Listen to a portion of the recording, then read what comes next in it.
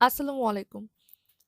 আজ আমরা BCS preliminary এবং রিটেনের জন্য একটি গুরুত্বপূর্ণ টপিক নিয়ে কথা বলবো। এটা অন্যান্য জবের ক্ষেত্রেও খুব রিলেভেন্ট। তো চলুন শুরু করা যাক। আমাদের আজকের টপিক হচ্ছে অন্তর্বর্তীকালীন সরকার এবং তত্ত্বাবধায়ক সরকারের মধ্যে পার্থক্য। তো পার্থক্যের ক্ষেত্রে আমরা প্রথমেই সংজ্ঞা নিয়ে আলোচনা করব। যেমন অন্তর্বর্তীকালীন সরকার হচ্ছে একটি অস্থায়ী শাসন ব্যবস্থা যা সাধারণত রাজনৈতিক সংকট, শাসন ব্যবস্থার পতন, বিপ্লব বা গুরুত্বপূর্ণ সাংবিধানিক পরিবর্তনের পরে গঠিত হয়। তাহলে আমরা ৪ টা ব্যাপার দেখতে পাচ্ছি। প্রথমত অন্তর্বর্তীকালীন সরকার হচ্ছে একটি অস্থায়ী শাসন ব্যবস্থা। কখন গঠিত হয়? এটা গঠিত হয় হচ্ছে রাজনৈতিক সংকট, শাসন ব্যবস্থার পতন, বিপ্লব আর ৪ হচ্ছে গুরুত্বপূর্ণ সাংবিধানিক পরিবর্তনের পরে গঠিত হবে।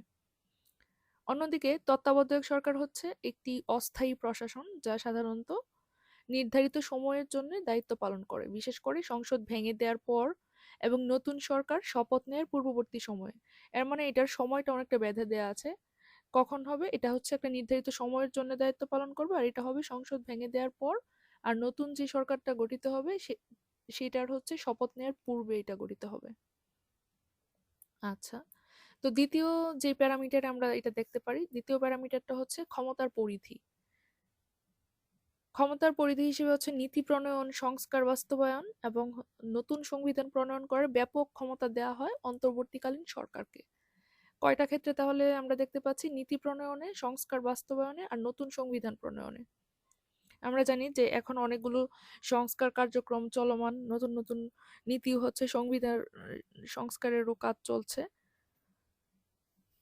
তো যেমন আমরা জানি যে এখন হচ্ছে নির্বাচন নিয়েও কিছু সংস্কারের কাজ চলছে, পুলিশ প্রশাসন নিয়ে কাজ চলছে, বিচার বিভাগ নিয়ে কাজ চলছে, দুর্নীতি দমন কিংবা জনপ্রশাসন সংস্কার নিয়েও কিন্তু কাজ চলছে। অনেকগুলো কমিশন গঠিত হয়েছে, অনেকেই অলরেডি তাদের খসড়া রিপোর্ট হচ্ছে জমা দিয়ে দিয়েছে। তো ক্ষমতার পরিধির ক্ষেত্রে আমরা দেখতে পাচ্ছি যে অন্তর্বর্তীকালীন সরকারের এই ব্যাপারগুলো রয়েছে।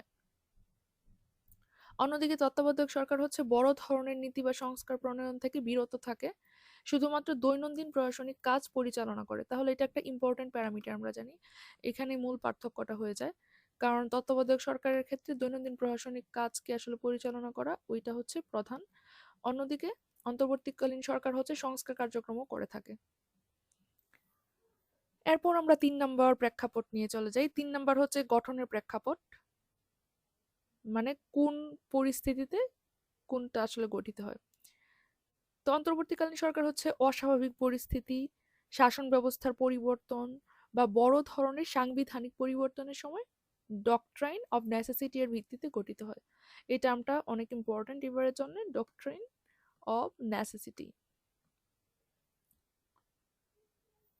এরপর হচ্ছে তত্ত্বাবধায়ক সরকার। তত্ত্বাবধায়ক সরকার হচ্ছে সংসদীয় গণতান্ত্রিক ব্যবস্থায় আর নির্বাচনকালীন নিরপেক্ষতা ও স্বচ্ছতা নিশ্চিত করার জন্য তত্ত্বাবধায়ক সরকার গঠিত হবে। ওইটা যেরকম ছিল ডক্ট্রিন অফ নেসেসিটি, যে বিপ্লব পরবর্তী সময়কালের জন্য, কিন্তু এটা হচ্ছে অনেকটা নির্বাচনকালীন নিরপেক্ষতা ও স্বচ্ছতা বজায়ের জন্য। তত্ত্বাবধায়ক সরকারের ক্ষেত্রে যে বিষয়গুলো আসবে সবগুলোই হচ্ছে অনেকটা নির্বাচনের আশেপাশ দিয়ে যায়। অন্যদিকে অন্তর্বর্তীকালীন সরকারের আমরা দেখতে পাচ্ছি কাজ করার পরিধিটা একটু বিস্তৃত। আর এরপরে আমরা যদি যাই, ম্যান্ডেট নিয়ে কথা বলবো। প্রতিষ্ঠান পুনর্গঠন এবং রূপান্তর পরিচালনার উপর নজর দেয় হচ্ছে অন্তর্বর্তীকালীন সরকার। অলরেডি আমরা বললাম যে অনেকগুলো প্রতিষ্ঠানের সংস্কার কার্যক্রম চলছে, দুর্নীতি দমন কমিশন, জনপ্রশাসন, পুলিশ, বিচার বিভাগ। তো এইটাও আসলে এইটার আন্ডারে পড়ে, প্রতিষ্ঠান পুনর্গঠন আর রূপান্তরের কাজ করছে যারা। আর তত্ত্বাবধায়ক সরকার অন্যদিকে হচ্ছে নির্বাচনের সময় নিরপেক্ষতা বজায় রেখে রুটিন কার্যক্রম পরিচালনা করে, যেটা বলছিলাম যে নির্বাচনের উপর অনেক হচ্ছে এখানে এমফাসাইজ করা হয়েছে। আর সময়কালের দিকে যদি আমরা নজর দিই, সময়কাল হচ্ছে অন্তর্বর্তীকালীন সরকারের সময়কাল স্বল্প বা দীর্ঘমেয়াদী হতে পারে। অন্যদিকে সেটা হচ্ছে স্বল্প সময়ের জন্য কার্যক্রম পরিচালনা করবে, এটা মোটামুটি নিশ্চিত, বিশেষত নির্বাচনের সময় পর্যন্ত। আর অন্তর্বর্তীকালীন সরকার কিন্তু হচ্ছে নির্ধারিত পদ্ধতিতে বা নির্ধারিত নির্বাচনের মাধ্যমে না হওয়ার আগে পর্যন্ত কার্যক্রম পরিচালনা করে থাকবে। তাদের মানে এটা হচ্ছে স্বল্পমেয়াদী হতে পারে, দীর্ঘমেয়াদীও হতে পারে। সংস্কার কার্যক্রমগুলোর উপর অনেকটা ডিপেন্ড করে। কিন্তু তত্ত্বাবধায়ক সরকার হচ্ছে স্বল্প সময়ের জন্যই সাধারণত গঠিত হয়ে থাকে। এখন আর কয়েকটা বিষয় আমরা আশেপাশের ব্যাপারগুলো একটু জানি, ওটা প্রিলিমিনারিতে কাজে লাগবে। যেমন হচ্ছে বাংলাদেশে প্রথম অন্তর্বর্তীকালীন সরকার কখন গঠিত হয়, এই ধরনের প্রশ্ন প্রিলিমিনারিতে আসতে পারে। সেক্ষেত্রে আমরা হচ্ছে বলতে পারবো যে এটা হচ্ছে 1990 সালে হচ্ছে প্রথম হয়ে থাকে। বিচারপতি শাহাবুদ্দিন আহমেদ উনি তখন আর কি প্রধান ছিলেন।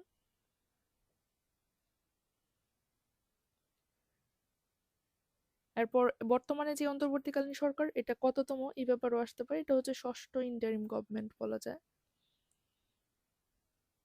এর আগেও হচ্ছে আমাদের 1990 এর পরে 1996, 2001, 2006 বা 2007 এবং এখন হচ্ছে 2024-এ হচ্ছে। যদিও তখনকার প্রেক্ষাপটে অনেকটা তত্ত্বাবধায়ক সরকারি ইন্টারিম গভর্নমেন্ট বা ইন্টারিম গভর্নমেন্টই তত্ত্বাবধায়ক সরকারের অল্টারনেট হিসেবে আর কি ব্যবহৃত হয়ে আসছে অনেক ক্ষেত্রে। সেই জন্য স্পেসিফিক ভাবে অনেক জায়গায় দেওয়া ছিল না আমি যখন পড়ছিলাম। যাই হোক, যদি এরকম আসে যে 2024 সালের যে অন্তর্বর্তীকালীন সরকারের আইনগত ভিত্তি কি, সেই ক্ষেত্রে আমাদের হচ্ছে যে ডক্ট্রাইন অফ নেসেসিটিকেও মনে রাখতে হবে, কারণ এটা হচ্ছে সংকটকালীন প্রয়োজনীয় মতবাদ, এটার বাংলা। আর এটা হচ্ছে জেনারেলি বিপ্লব, অভ্যুত্থান, কু বা সরকার পতনের ফলে যদি নতুন সরকার গঠিত হয় তখনই আর কি আম, এই ডক্ট্রাইনটা কাজে লাগে আর কি। নতুন যেই অন্তর্বর্তী সরকার গঠিত হয় তার আর কি ভিত্তি হিসেবে এটা কাজ করে। তো এই ছিল আজকে।